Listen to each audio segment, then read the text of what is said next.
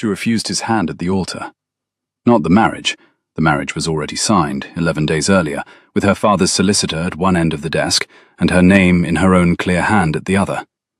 She had agreed to become the Duchess of Ravensmere on a Tuesday afternoon in March, with the wax still warm on the seal. What she would not do, on the morning the priest joined them in the cold stone chapel at Ravensmere Hall, was reach for the Duke's hand when he held it out to her. She kept her own hands folded inside her gloves. She let his hand stay in the air between them for the length of one slow breath. Then she lifted her chin and answered the question the priest had asked, and the word was very clear and very final and entirely her own. I will. Adrian Hertford, 8th Duke of Ravensmere, did not look at her face. He had not looked at her face since she walked the length of the aisle. His eyes were on the leaded window above the altar, on the height of it, on the angle of light coming through the green and yellow glass, as though he were measuring something. His hand returned to his side. His ring caught the morning and threw a small, hard flash of gold against the wall. He answered after her, and his voice carried no warmth and no cruelty. It carried nothing at all. I will. She heard the priest pronounce them married. She heard the witnesses move behind her. She heard a footman cough once and stop himself. She did not hear the Duke breathe. When he turned to walk her down the chapel steps, she put her hand on his sleeve. Not in his hand, on his sleeve. Through the dark green wool of his coat, his arm felt like an iron stair railing. Present, useful, untender. She permitted herself one private observation as the chapel doors opened onto the spring morning. He smelled faintly of bergamot, and something colder, something like wet slate, and she would remember that scent for the rest of her life, whether she chose to or not. He did not speak to her on the gravel path back to the hall. He did not speak to her at the breakfast that followed, where his sister and 3 witnesses ate cold ham and toasted his health. And his sister tried twice to engage Eleanor in conversation about the weather and the journey from Hampshire. Eleanor answered each question fully and pleasantly. Her new husband ate 3 pieces of toast, drank 1 cup of coffee, and excused himself before the table was cleared. Estate business, he said, addressing the air above his sister's left shoulder. Mrs. Pell will show the Duchess to her rooms. He did not look at his wife as he said the word, Duchess. He went out through the side door into the stable yard, and Eleanor heard the gravel under his boots fade toward the stables. She heard a horse being saddled. She heard him ride out. She did not see her husband again for 2 days. This was on the 15th of April, 1815. Eleanor counted, from that morning, every day she lived inside the marriage that did not contain her. By the time of the spring ball at Carstairs House, the first ball she attended as Duchess of Ravensmere, in the 3rd week of April the following year, she had counted 371 days. She did not know, on the morning of the wedding, that her husband had memorized her since the first time he saw her across his godfather's drawing room 9 months before the contract was signed. She did not know he had paid attention with the focus a scholar gives a difficult manuscript. She did not know he had decided she was the only woman he could ever marry on the 3rd evening, or that he had also decided he would never let her see him notice. She did not know that the morning he refused to meet her eyes at the altar was the morning he had already stopped sleeping. She knew only that she was alone, that she was cold, and that she would survive it with her name intact. That was the contract she made with herself before her foot left the chapel step. It was the only contract that mattered. Mrs. Pell, the housekeeper at Ravensmere Hall, was a small, grey-eyed woman of 50, with a mouth that had learned not to smile in public, and very rarely smiled in private. She walked Eleanor through the principal rooms of the hall on the afternoon of the wedding, her keys clinking softly at her belt, naming each chamber as though reading a list. The blue drawing room, the yellow drawing room, the morning room, the library, His Grace's library, but you are at liberty in it, Your Grace, of course. The gallery, the east staircase, the west wing. Your apartments are this way. Eleanor stopped at the library door. It was open a hand's breadth. She could see a long room with a fire that had been lit and tended, 2 leather chairs, and a desk with a green-shaded lamp standing dark. "His Grace works here?" she asked. "His Grace reads here. His study is the smaller room beyond. He is not in either at present." "What does he read?" Mrs. Pell hesitated. It was a small hesitation, but Eleanor noticed it. "Estate matters, Your Grace. Histories. Some poetry. He has a fondness for the Augustans." "And the unfondness?" Eleanor asked, with a small, quiet smile that surprised the housekeeper into an answering one. "His Grace dislikes the romantics, Your Grace. He has said so." "Then I shall have to bring some down with me," Eleanor said, "from my trunk." She went on through the door before Mrs. Pell could form a reply. She made a note of the green lamp. She made a note of the chair nearest the fire, the leather of its arm worn pale where a hand had rested over and over again. She made a note of a small silver dish on the desk that contained, of all things, 3 perfectly polished river stones. She did not say any of this. She walked on and let Mrs. Pell point out the rest of the rooms, and went up to the apartments that were now hers. That evening, after a supper she ate alone at one end of a polished table long enough to seat 16, she came back down the corridor past the library and found the door open. The fire was lit. The green lamp was lit. Her husband was not there. On the desk, exactly where she would have to pass it on her way to the chair by the fire, lay an open book. It had been left face down with its spine arched. She bent to look at the title. It was a slim octavo volume of Wordsworth. She stood for a long moment with her hand resting on the edge of the desk. Then she straightened and turned the book carefully right side up so that its spine would not crack, and walked out of the library without sitting in the chair. She did not know, then, what to do with the message. She was not even certain it was a message. It might have been a coincidence. It might have been a footman's tidying. It might have been one of his sister's books left absent-mindedly behind on her last visit. She did not yet know that her husband had ridden into the village that afternoon, into a bookshop he visited twice a year, and asked the bookseller for the most reputable edition of Wordsworth currently in print. She would not know that for a great many months. The pattern began the next morning. She came down to breakfast at 8:30, exactly as Mrs. Pell had told her was the Duke's habit, and found the breakfast room empty. A place was set for her. A small silver dish of strawberries, the first of the season, hothouse grown, far too early for the open garden, sat at her place. Beside it stood a tall glass of water with a single, perfect slice of lemon floating in it. She had not asked for either. She had not even mentioned, in her 3 meals so far at Ravensmere Hall, a preference for lemon water. But she had taken it without comment at her father's house every morning of her life because her mother had served it that way before she was lost to them. And Eleanor had continued the habit because abandoning it had felt, somehow, like the abandoning of a small, private prayer. She looked at the lemon. She looked at the strawberries. She looked at the empty chair at the head of the table, where the Duke's place was set, but uneaten.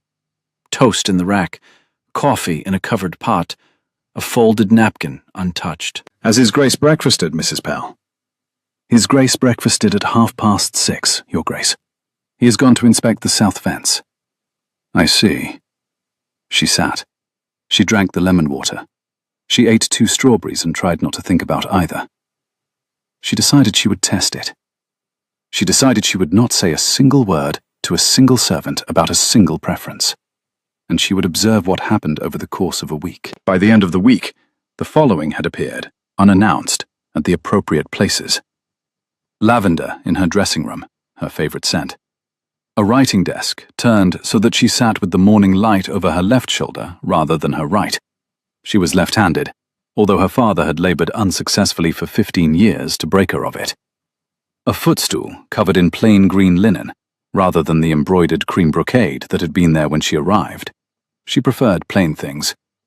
And a particular variety of yellow tea rose, just opening, in the small porcelain vase on her bedside table, every second morning. The yellow rose was, in fact, the variety her grandmother had grown. Eleanor had mentioned that variety, once, to her aunt, in her father's drawing room, 18 months before her wedding, in a conversation that had lasted less than 2 minutes.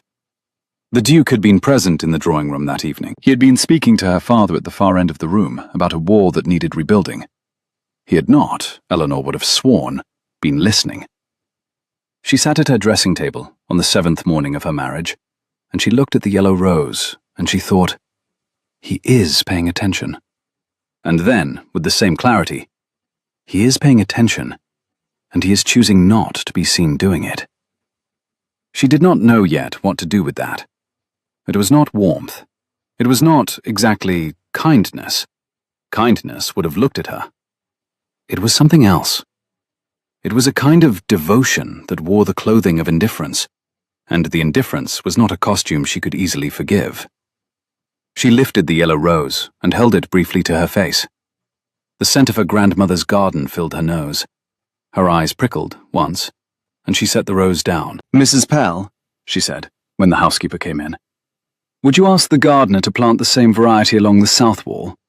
I should like to see it from my window." "Yes, Your Grace." "And Mrs. Pell?" "Your Grace?" "Tell him not to mention the request to His Grace." Mrs. Pell paused at the door. The grey eyes, which had seen a great many things in 50 years, noted the request and filed it. "Yes, Your Grace." The pattern continued for 10 weeks. Adrian Hartford did not eat with his wife. He did not sit with her in the drawing room after supper.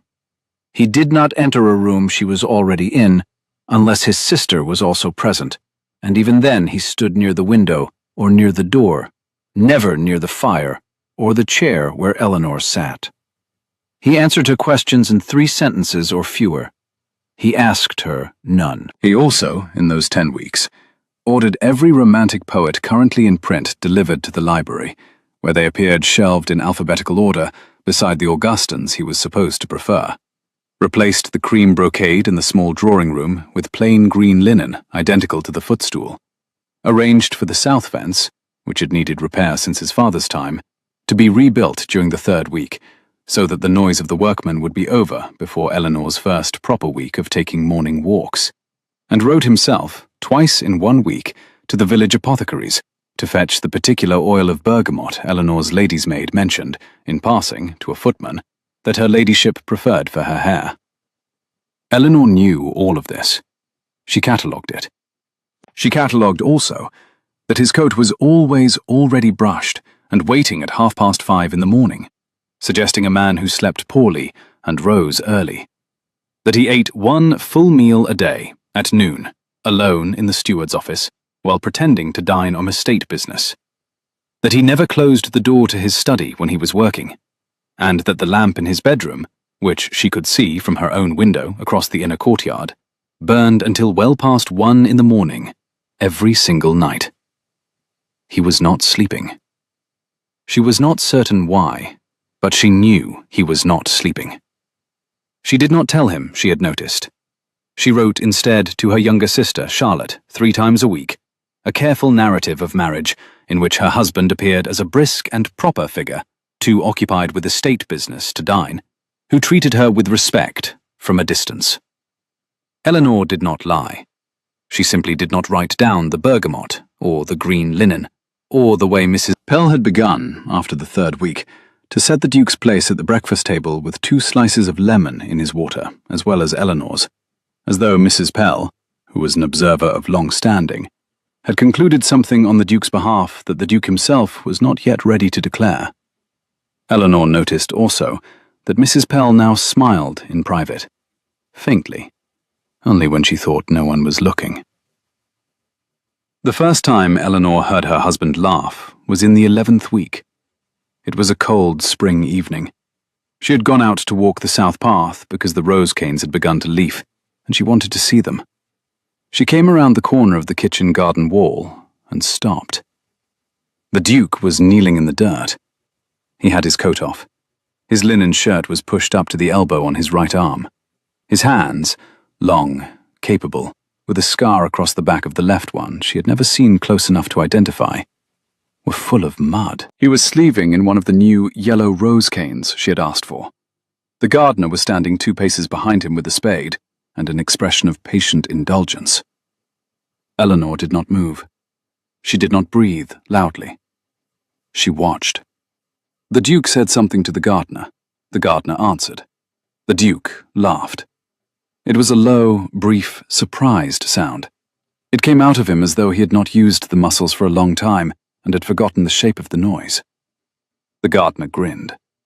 The Duke shook his head, still laughing, and reached for the next cane. Then he looked up. He saw her. The laugh stopped. His face did the thing she had seen it do 100 times now. The careful smoothing, the closing, the polite distance assembling itself across his features, like a door being shut quietly. He stood up. He brushed his hands. He picked up his coat from the wheelbarrow. "Your Grace," he said. His voice was even. "Forgive me, I did not see you there."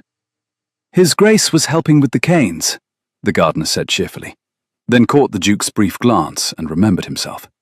"Begging your pardon, Your Grace." "Not at all." Eleanor's voice was as composed as she had ever heard it. She felt, beneath the composure, something dangerously close to laughter. "I came to see how they were taking. It seems they will do well." "I believe so, Your Grace." She nodded. She turned to go. She had walked perhaps 4 steps along the path when she heard, behind her, the small, specific sound of a man putting his coat back on, as though he had been caught by his sister, and the gardener saying, quietly enough that he could not be sure she would hear, "She'll like them, Your Grace." The Duke did not answer that. Eleanor walked on.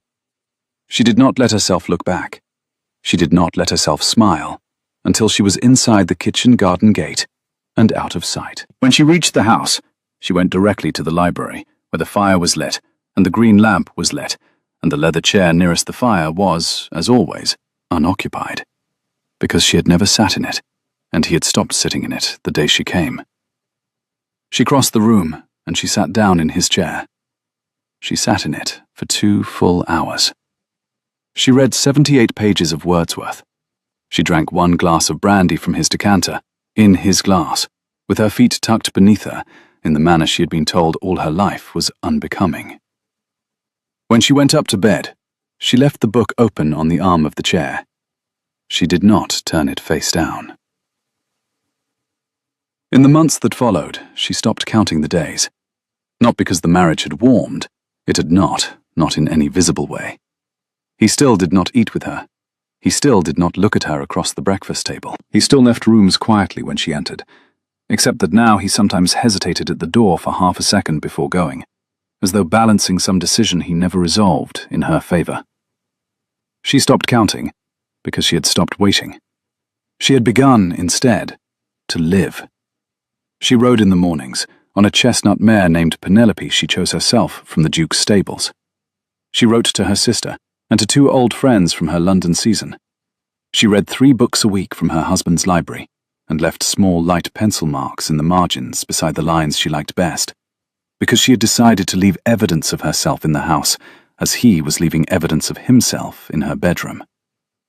Once, in the 7th month, she came down to find a passage of Cooper she had marked the previous afternoon, underlined a 2nd time, in a different hand, in ink. The hand was unhurried, slanted slightly to the right, exactly the hand that signed estate documents on the front hall table. She did not mark anything else for a week. She wanted to see whether he would notice. He did. After 10 days, he left a Donne sonnet open on her writing desk in the morning room with a single line underscored. "I have done one braver thing, / than all the worthies did, / and yet a braver thence doth spring, / which is, to keep that hid." She looked at the line for a long time. She read the sonnet to its conclusion. Then she walked to her writing desk and took down a sheet of paper and dipped her pen, and she wrote, in her own clear hand, a single line at the bottom. "Then I shall be braver than the worthies, Your Grace, and not keep mine hid." She left the page on the desk. She went out for her morning ride. When she came back, both the book and the paper were gone. That night, she heard him in the library across the corridor at 11:30 when she could not sleep. She heard the chair creak. She heard, once, the sound of him laughing, the same low, brief, surprised sound, and then a long silence. He did not come to her door. She had not expected him to. She had not, exactly, written that he should. She turned over and looked at the candle on her bedside table and watched it gutter. She thought, I am living inside a love letter. He is composing it around me. He will not put his name to it. She thought, with a clarity that surprised her, then I shall sign mine first and force him to answer. Lord Carstairs' spring ball was held every year on the third Tuesday in April at Carstairs House in London, and was the first ball of the new season. Eleanor's invitation arrived in March of the year following her wedding. It was addressed, in the careful hand of Lord Carstairs' secretary, to His Grace the Duke of Ravensmere and Her Grace the Duchess of Ravensmere, and there were notes attached, suggesting that Her Grace's attendance was particularly desired, as the ball would be Lady Carstairs' first opportunity to formally welcome the Duchess to the Tun. It was the first social engagement of Eleanor's married life. She had been Duchess for nearly a year, and London had not yet seen her. Mrs. Pell brought the invitation on the silver tray to the morning room. The Duke was, as usual, not present. He was riding somewhere, or in the steward's office, or in any of the 100 small distances he had built between his life and his wife's. Eleanor read the invitation. She set it down. She looked up at Mrs. Pell. Mrs. Pell, will His Grace go? His Grace is Lord Lieutenant of the county, Your Grace. He attends every year. I see.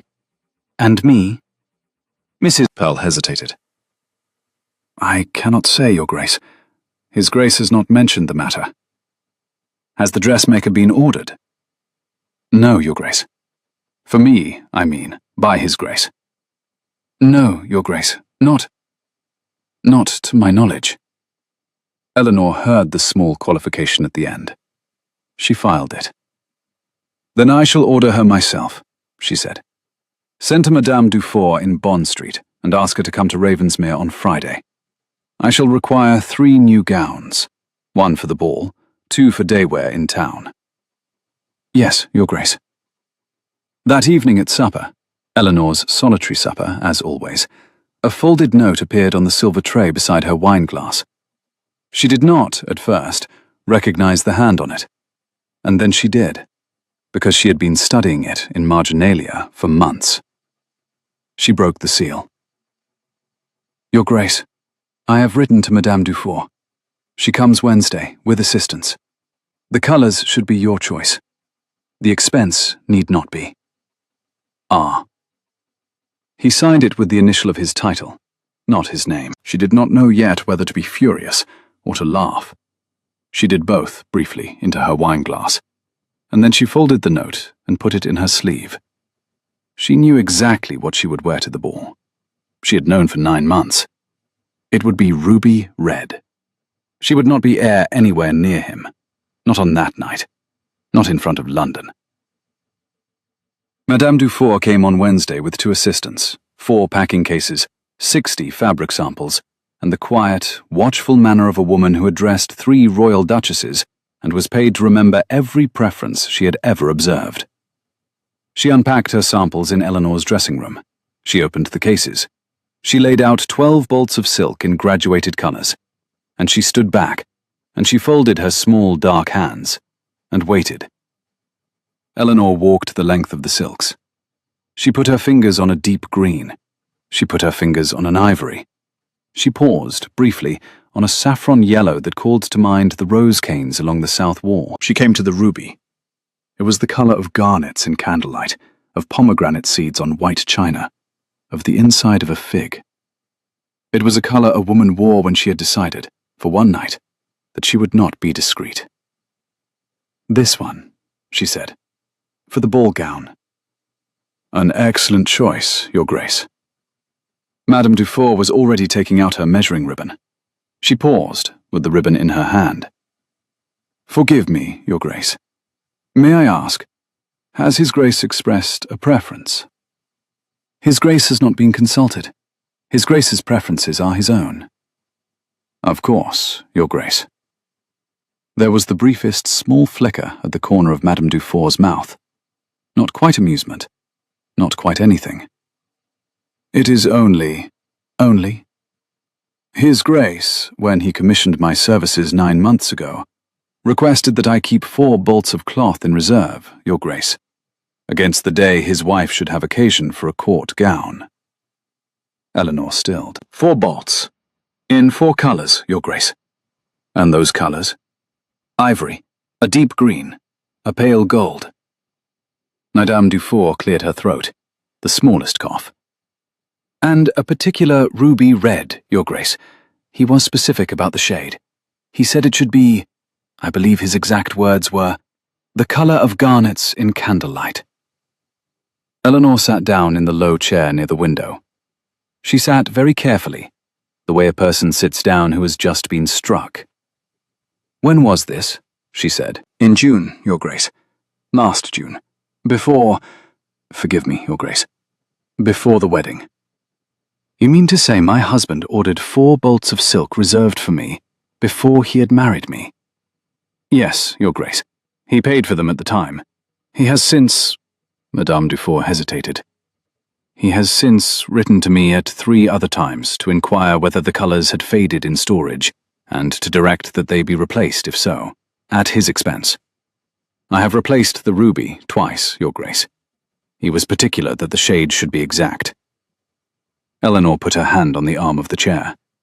She looked down at the silk laid across her knees. The light from the window came through the weave and made the colour of it brighter and wilder than it had been on the table. Closer to a flame. Closer to a wound. Closer to a confession a man had been preparing for 9 months to receive, without ever speaking. "Madame Dufour." "Your Grace. You will measure me for the ruby, and the green, and the ivory and the gold, and 1 day gown for London in plain white muslin with cherry ribbons. I shall wear the ruby on the night of the ball. You will not at any point mention to His Grace that I asked you about the bolts, or that you told me. Is that understood?" "Yes, Your Grace." Madame Dufour bent her head. The flicker at the corner of her mouth had become, very briefly, an open smile. "Entirely understood, Your Grace." Eleanor stood. She turned in the light. The ruby silk fell across her arm, and she held it as though she had at last found a weapon her size. She had been a year a duchess in a house that pretended she was not in it. She would not be heir at the ball. She would be the fire. The journey to London took them 2 days. They travelled in separate carriages. The Duke had, with a polite note delivered to her dressing room on the morning of departure, suggested it would be more convenient for both of them, given the volume of luggage and the requirements of the route. Eleanor had read the note. She had thought about it for a quarter of an hour, sitting at her dressing table with the yellow rose at her elbow and the invitation propped against the mirror. Then she had taken her pen and written back. "Your Grace, as you wish. I shall expect, however, that we travel together for the final mile into town, so that London may see us arrive as a married pair. I am sure you would agree this is necessary. E." She signed it with her initial, as he had signed his note to her. She sent it down with her maid. A reply came within the hour. "Your Grace, you are entirely correct. I shall transfer to your carriage at the Highgate gate. R." She laughed quietly to herself, alone in her room. He was incapable of saying yes, warmly. He was, she suspected, capable of meaning yes, warmly. The distance between the two was the distance she had been teaching herself all year to bridge alone. He kept the appointment at Highgate Gate. He climbed into her carriage with his greatcoat over his arm. He sat down on the seat opposite her, not beside her. He looked at his hands. He looked out of the window. He looked, for the first time in nearly a year, briefly, at her. She was wearing the white muslin with the cherry ribbons. Her hair was simply dressed. She was not yet the woman of the ruby gown. She was the ordinary morning version of his wife.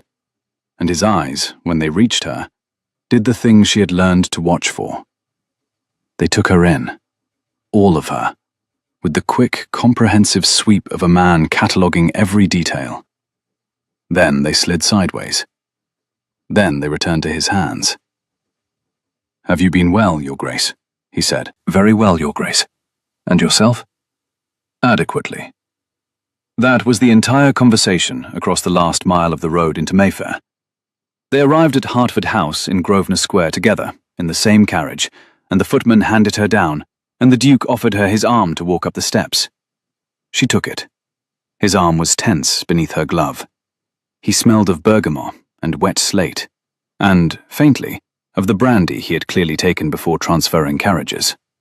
She filed that, too. "Tomorrow night," she said, on the steps, low enough that only he could hear. "I shall be expected to dance." "Yes." "With whom?" "Whomever asks, I imagine. It is a ball." "And if you are asked to dance with your wife, Your Grace?" He paused, with his hand on the door. She felt the pause through his sleeve. "Then I shall dance with my wife," he said. He did not look at her as he said it.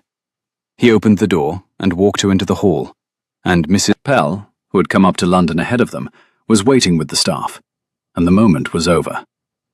But he had said it. She had made him say it. She put it away for tomorrow. The Carstairs ball began at 9 o'clock on the third Tuesday in April. By 9:30 the rooms were full. By 10 the floor was crowded. By 10:30 Eleanor had been introduced to Lady Carstairs, to 2 royal duchesses, to the Russian ambassador, to 4 marchionesses, to 7 dowagers of varying severity, and to a small, watchful section of the ton who had not yet seen her in the year of her marriage, and who had, very obviously, been waiting to. She wore the ruby gown. It had been cut low at the shoulder and high at the waist, in the new fashion, with a single narrow gold cord beneath the bust. Her hair was up. She wore her grandmother's pearls. She wore long gloves to the elbow in an ivory so pale it read as cream against the red. She was, every gentleman in the room would say afterward, the most striking woman at the ball. Her husband, when she came down the great staircase at Hertford House before the carriage ride to Carstairs, had stopped at the foot of the stairs with his hand on the newel post. He had looked at her. He had not looked away. He had looked at her, all of her, slowly, with an expression that Eleanor, who had spent a year learning to read his face from sidelong glances and the angle of his jaw, recognized at once as the expression of a man who had been preparing for 9 months to see this exact thing, and had, even so, miscalculated his defenses against it. He said only, "Your Grace." "Your Grace." He had handed her into the carriage. He had not spoken on the drive. He had walked her into Carstairs' house on his arm and announced her name to Lord Carstairs himself, and then, the moment courtesy permitted, drifted to the edge of the room, where he took up a position by a tall window and remained there. He did not ask her to dance. He did not approach the floor. He spoke to 2 members of the Lords with whom he had committee business. He spoke to his godfather. He took 1 glass of wine and did not finish it. He watched. Eleanor saw it. She did not look directly at him. She did not have to. She knew the precise angle of the window where he stood, the precise tilt of his head, the precise set of his shoulders. She had been watching him for a year through 100 different doors. She did not need to turn her face to find him in the room. She danced with 2 lords, with the heir to the Carstairs title, with a young naval captain home on leave, and with her godfather. Each man asked.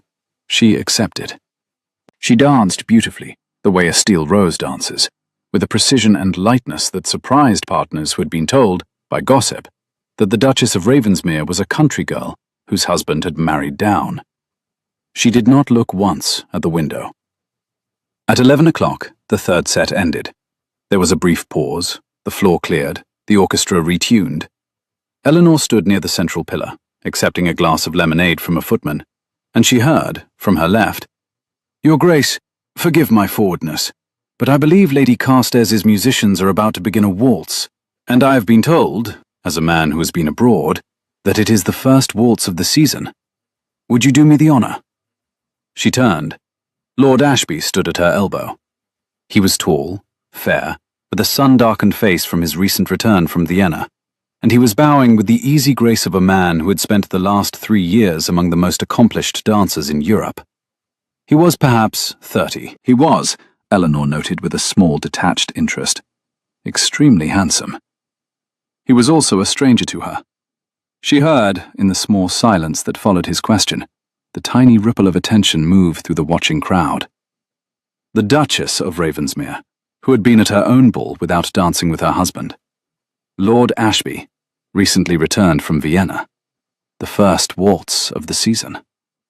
She heard, from the window, although there was no actual sound, her husband stop breathing. She lifted her chin. "Lord Ashby, the pleasure is mine." She set down her lemonade. She placed her hand in his. He led her onto the floor. The orchestra began. It was the first waltz Eleanor had danced in a public ballroom in her life. The waltz had been considered too forward for unmarried women in her last season, and she had been a country wife since. But she had been taught, painstakingly, by her aunt, on a parquet floor in Hampshire, with all the windows shut and a cousin watching the door, and she remembered every step. Lord Ashby was an excellent partner. He held her at the precise distance the new fashion permitted. His hand at her waist was warm but utterly correct. He spoke pleasantly as they turned, about Vienna, about the difference between Austrian waltzes and English ones, about the first time he had seen the dance done well by people who did not look mortified. He made her laugh, twice. He made her, briefly, forget there were 500 people in the room. She did not look at the window, but on the 7th turn, when her back was nearly to the place where her husband had been standing, she felt, rather than saw, the column of attention behind her shift. She felt a man cross a room. She felt, in the way a deer in a wolf feels a wolf, a presence detach itself from the wall and move along the edge of the floor toward her. She did not turn her head. She kept dancing. The 8th turn brought her around. The Duke of Ravensmere stood at the edge of the dance floor, with one hand on the back of a chair, and the knuckles of that hand white. His face was composed. His face was so composed, it was a face from a portrait. Every line of it correct, every muscle settled, every degree of polite attention exactly calibrated to a man watching his wife dance with another man at a public ball. His eyes were not composed. Eleanor, who had spent a year of her life teaching herself to read the small flickers in his face from across rooms, saw what was in his eyes. She had, it turned out, never had to imagine it. It was there now. The dance ended. Lord Ashby bowed. He returned her to her place near the pillar. He thanked her with the particular gravity of a man who had enjoyed himself entirely and was professional enough not to push. He left her with a word, a small smile and a nod, and went to ask the daughter of the Russian ambassador for the next dance. He had been a perfectly ordinary partner. He had asked her once. He had been, as he was meant to be, kind. The Duke crossed the room. He did not run. He did not hurry. He walked the length of Carstairs House's principal ballroom, between knots of staring guests, with his eyes on his wife and on no one else, and he did not stop until he was directly in front of her. "Your Grace," he said. His voice was so quiet that the people 2 paces away had to lean to hear it. The orchestra had begun again, another waltz. The floor was filling. He bowed. "Will you dance?" he said. It was not exactly a question. She looked at him. She had been waiting, and she did not know it, for 1 entire year, for him to ask her this in this voice, with these eyes. "Yes." He took her hand. His hand was cold beneath her glove. His other hand, when it found her waist, was steady but not soft, the grip of a man whose self-command was the only thing keeping him intact. He led her into the figure. The orchestra carried them. He did not speak for the first turn. On the second, with his eyes on the air over her right shoulder, and his voice so low only she could hear it. He said, "Not here. Please, not here." She understood at once. "The terrace," she said. "After this set." Yes. He danced with her without a single misstep. He danced with her with the careful, exact, devastating attention of a man who had memorized her measurements, who knew the exact rotation of her waist, who had been holding this distance for 9 months by an act of will, and was, finally, holding it because she had told him to. They moved through the crowd. They moved through the watching eyes of the ton. They moved, eventually, through the open glass doors at the far end of the ballroom and out onto the terrace. The night air was cold, a moon was up. Below them, the gardens of Carstairs' house fell away in a series of stone steps to a fountain and a yew hedge. There was no one on the terrace, except a single liveried footman, who saw the Duke and his Duchess, and removed himself with great speed. Adrian Hartford turned to face his wife. He did not let go of her hand. Eleanor. It was the first time he had said her given name aloud since the morning of their wedding, when the priest had required it. "Yes, Your Grace." "Adrian. Adrian." He closed his eyes for the briefest second. He opened them. "Forgive me," he said. She did not answer immediately. She was looking at his face. She was looking at it the way a woman looks at a letter she has been reading for a year and has finally been permitted to turn the last page over. "For which thing?" she said. "I shall need you to specify, Your Grace." "Adrian, there is rather a long list." He let out a breath that was almost a laugh, the same low, surprised sound she had heard once in the rose garden. He did not let go of her hand. "Begin where you like," he said.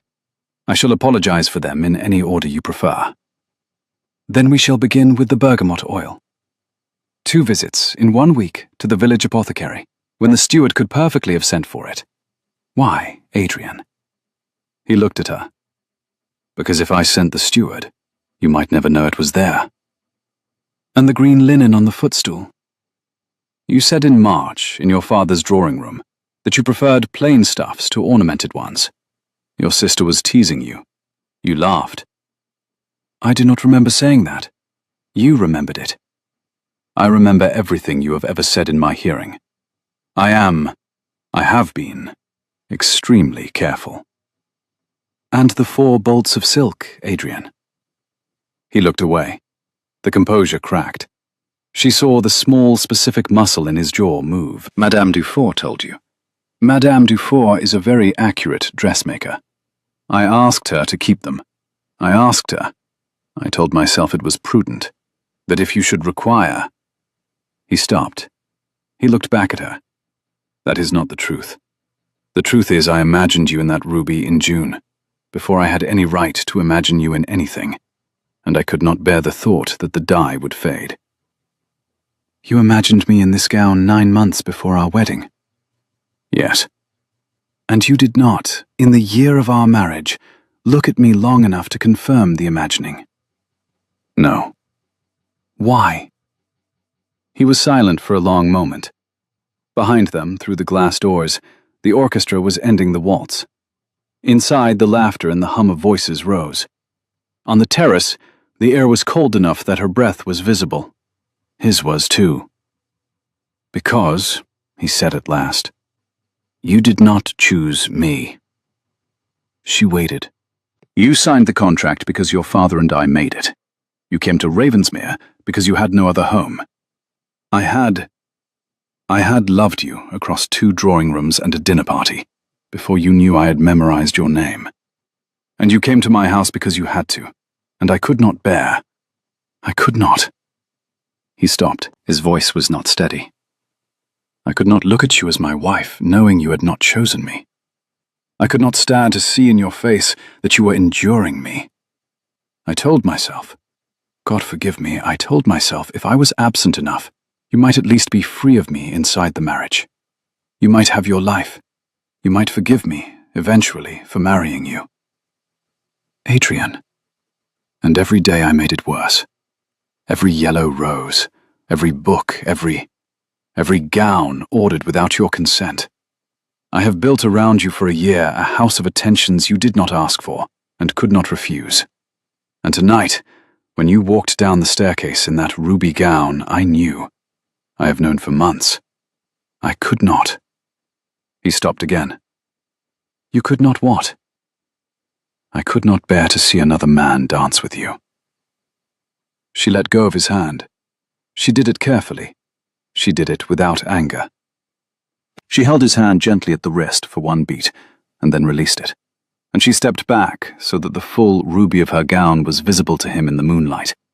And she folded her gloved hands in front of her exactly the way she had folded them in the chapel 12 months ago, when he had held his hand out to her, and she had refused it. Adrian? Yes. You are quite certain it would have been kinder, on the morning of our wedding, to leave me alone for a year inside a house full of evidence of your devotion, than to sit down beside me at the breakfast table and say, I am afraid you do not love me. You are quite certain that was the kinder course. No. Speak it. It was not kinder. It was cowardice. And the easier for me. It was cowardice. And the silk in storage, and the rose canes, and the Wordsworth. Cowardice. All of it. And tonight, Eleanor, Adrian, speak it. Tonight you saw another man take my hand, and you crossed the room. Why? Because I have loved you for 19 months, and I cannot any longer pretend to be a man who has not. She closed her eyes. The cold air of the terrace went into her lungs and stayed there. When she opened her eyes, he was still standing where he had stood, with his hands now at his sides, with the moonlight on his face, looking at her the way she had refused for a year to let herself believe he could look. Then this, she said quietly, is what I shall require. Anything. Do not say anything. Listen first. She drew breath. I shall require, Your Grace, that you speak to me at breakfast tomorrow. Not in two-sentence answers, in sentences of any length you choose. I shall require that you tell me, one at a time, every observation you have made of me in the past 19 months, until the catalogue is empty. Yes. I shall require that you eat your noon meal with me, in my dining room, at my left hand. I shall require that the footstool in the small drawing room be moved beside your chair, not mine, because it is comfortable, and I will not have it relegated to my use only. Yes. I shall require, on Wednesdays, that you read to me from the Wordsworth in the library, and on Thursdays, that I read to you from whatever I choose, including, if I choose, the romantics whom you dislike. I shall require that you cease, this very hour, the habit of leaving rooms when I enter them. Yes. I shall require, if I dance with another man, that you ask me for the next dance, but not because I cannot dance with anyone but you, because you would like to. Do you understand me, Adrian? Yes. And one further thing. Yes. You will say my name to me, by which I mean my given name, every time you address me in private. You have used it once tonight. You may use it again. You may use it as often as you have been silently using it for a year. You may, in fact, use it with profligacy, Your Grace, until it ceases to feel like a confession and starts to feel like a habit. Eleanor. Yes. I shall require something also. Speak it. That you not be heir with me ever again. I have lived inside a marriage with the heir for a year. I have hated every hour of it. I do not, I will not do it again. She looked at him for a long, considering moment. Then she crossed the small space of the terrace between them. She did not put her hand on his arm. She put her gloved hand on his face, on the side of his jaw, and he closed his eyes against her palm, as though her hand were the first warm thing he had touched in his life. And he turned his face into it, briefly, before he opened his eyes again. I shall not, she said. I am not heir. I have never been heir. I have been here, Your Grace, the entire year. Adrian. I have been here the entire time. I know. I know you know. That is the entire trouble. He laughed, finally. It was the third time she had ever heard him do it. It was not surprised this time.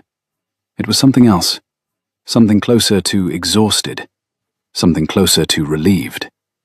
Something closer to a man waking from a fever and discovering the room is still there and the lamp is still lit and his wife has been sitting beside the bed the whole time. Eleanor, he said, when you come back inside with me. In a moment. In a moment. There is one more dance in this set. We shall dance it. Then we shall go into supper. Then we shall make the rounds my godfather has been hinting all night that we should make. Then we shall go home. And tomorrow at breakfast, Your Grace, you shall begin telling me the catalogue. We have a great deal of it to get through. Yes. He held out his hand to her again, the way he had held it out at the altar 12 months ago. This time, she took it. The remainder of the ball is not, in truth, the part of the story that interests us most. But the tongue interests itself easily, and so the rest must be told. When the Duke and Duchess returned to the ballroom, visibly, conspicuously, hand in hand, with no attempt at concealment, there was a perceptible adjustment in the room. A great many faces turned. A great many fans rose to mouths. Lady Crandall, the most assiduous of the season's dowager observers, was heard to remark to her sister-in-law that Ravensmere's wife, after a year of obscurity, appeared to have made an entrance after all. Her sister-in-law, who had a more accurate eye, noted that it was the Duke who had been absent for a year, and that his wife had merely chosen tonight to make the fact public. The orchestra began the next waltz. The Duke and Duchess danced. It was during this dance that Lord Mortlake, a man who had been a rejected suitor of Eleanor's the year before her wedding, who carried his rejection as a personal grievance, and who had been waiting since he learned of her marriage for an opportunity to extract a small social satisfaction, chose to make his move. He intercepted them between dances near the supper room. He bowed elaborately. He congratulated the Duke on his fortune, in a tone calibrated to suggest the opposite. He observed, with the careful mockery of a man with a thin advantage, that the Duchess had been remarkably hidden in the country for a full year, and that some had begun to speculate as to whether the Duke had concealed her on purpose, or whether, he allowed himself a thin smile, the lady herself had not quite been suited to society after all. It was a clever insult. It implicated both of them, and it required either of them to defend the other publicly to refute it. Eleanor felt her husband begin, beside her, to draw himself up into the cold mask he had worn for a year. She put her hand on his sleeve. She turned to Lord Mortlake. She smiled the small, exact smile of a steel rose, preparing to dissect. Lord Mortlake, how kind of you to inquire. I have indeed been in the country for a year. I have been, as it happens, restoring the rose gardens at Ravensmere, a project rather close to my heart. I understand you yourself are something of a horticulturist. Yes, Your Grace, I have a small interest. How delightful. Then perhaps you can advise me. I have been told that the Mortlake variety of yellow tea rose is no longer in cultivation in England, and that the remaining canes were sold to a French nursery before the war. Is this correct? There was the smallest possible pause. Lord Mortlake had not, in fact, been told that. He had heard rumours. He had heard, more particularly, that his late father had sold the variety in some financial difficulty that the family did not discuss. It is. I have established, through correspondence with the nursery in Lyon, that the variety still survives. They are sending me cuttings in May. I shall be happy to provide your gardens with cuttings of your own family's rose, my lord, when they have rooted. I had quite assumed, of course, that you would already be in possession of them yourself. The crowd around them had grown quieter. People were listening. Lord Mortlake's colour rose. Most kind, Your Grace. Not at all. We must always preserve the heritage of our great families, must we not? It is, after all, the only thing distinguishing them, over time, from the merely ordinary. She let the sentence land. She then turned, before he could answer, to her husband, and in a perfectly conversational voice said, "Adrian, my dear, would you take me in to supper? I find I am rather hungry." The Duke, who had stood through the entire exchange with his hand under hers, and his face quite composed, said, "With pleasure, Your Grace," and walked her past Lord Mortlake into the supper room without looking back. The next morning, 3 London papers carried a brief account of the Duchess's first ball. 2 of the 3 referred to her as spectacular. All 3 printed Lord Mortlake's name. He did not appear in society for the remainder of the season. They left London at the end of the week. They travelled in the same carriage. They stopped, of their own choosing, at an inn on the second evening and took private rooms. And the Duke, for the first time in their marriage, did not retire to a separate chamber. They returned to Ravensmere on the 17th of April, 2 days after the first anniversary of their wedding. The yellow roses along the south wall were beginning to bud. It is here that the story, properly speaking, ends. There is a wedding to be re-blessed, since the first one was not, in the Duke's opinion, a real wedding. He had been present in body and absent in soul, which is no marriage at all. And he insisted on returning to the chapel 3 weeks later, on a Tuesday morning in May, and standing again before the priest, and this time taking his wife's hand and meaning it.